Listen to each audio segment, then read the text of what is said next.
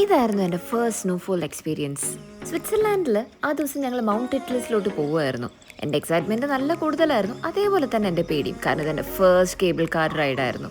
അതും ഇത്ര തണുപ്പത്ത്, ഇത്ര പൊക്കത്ത്, ഇത്രയും ലോങ് ആയിട്ടുള്ള കേബിൾ കാർ റൈഡ്. ഓഫ്! പക്ഷെ അതിൽ നിന്നുള്ള വ്യൂ അടിപൊളിയായിരുന്നു കേട്ടോ, അത് പറയാതിരിക്കാൻ പറ്റില്ല. എൻ്റെ ഉള്ളിൽ പേടി ഉണ്ടായിരുന്നു എന്നേ ഉള്ളൂ. ബട്ട് യെസ്, ക്യാമറയുടെ ഫ്രണ്ടിൽ നമ്മൾ ആ പേടിയൊന്നും കാണിക്കാൻ പാടില്ല. നല്ല ധൈര്യമുള്ള പോലെ ചിരിച്ചുകൊണ്ടിരിക്കുക, അതാണ് ഞാനിവിടെ ചെയ്യുന്നത്.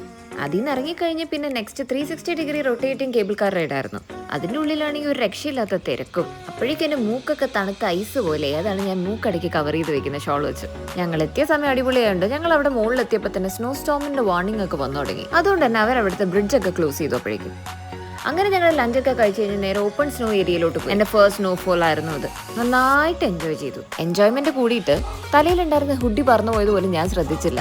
അതുകൊണ്ട് അടുത്ത ദിവസം നല്ല ത്രോട്ട് പനിയായി. അവിടെ നമുക്ക് സ്വിറ്റ്സർലാൻഡിലെ പ്രിൻസും പ്രിൻസസായിട്ടും ഹണ്ടറായിട്ടും ഒക്കെ ഡ്രസ്സ് ചെയ്തിട്ട് ഫോട്ടോഷൂട്ട് നടത്താനുള്ള ഒരു ഏരിയയും കൂടി ഉണ്ട് കേട്ടോ. അപ്പൊ ഞങ്ങൾ അതും ട്രൈ ചെയ്തു. ഇതിനിടയിൽ അടിപൊളിയായിരുന്നു. ഈ തണുപ്പിൽ നിന്ന് രക്ഷപ്പെടാൻ വേണ്ടിയിട്ട് ഞങ്ങൾ നേരെ പോയിട്ടൊരു ഹോട്ട് ചോക്ലേറ്റ് കുടിച്ചു. അപ്പോഴാണ് ഓർത്ത് സ്വിറ്റ്സർലാൻഡിൽ വന്നിട്ട് ഐസ്ക്രീം ട്രൈ ചെയ്യാതിരിക്കാൻ പറ്റില്ലല്ലോ.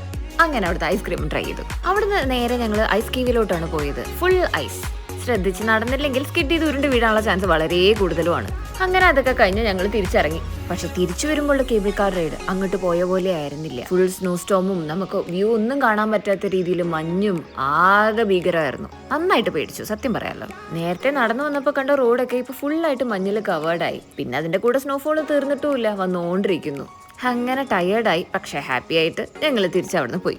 അതായിരുന്നു ഞങ്ങളുടെ മൗണ്ട് ഇറ്റ്ലസിലോട്ടുള്ള യാത്ര. ഒരിക്കലും മറക്കാത്തൊരു മെമ്മറി. നന്നായിട്ട് പേടിച്ചു, പക്ഷെ അടിപൊളിയായിരുന്നു.